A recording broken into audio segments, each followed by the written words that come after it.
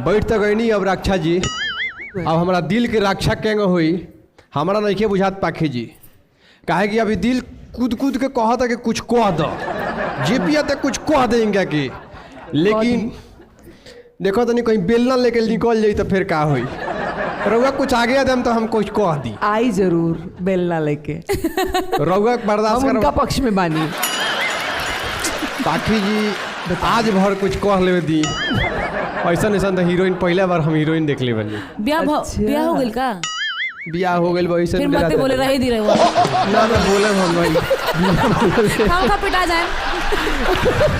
क्या करे कुछ करे के पड़ी तब लोगवा देखी देख लो लोगन भाई तो लोगन खाती हमने कितना झेले के पड़ता। एक अवरी न्यूज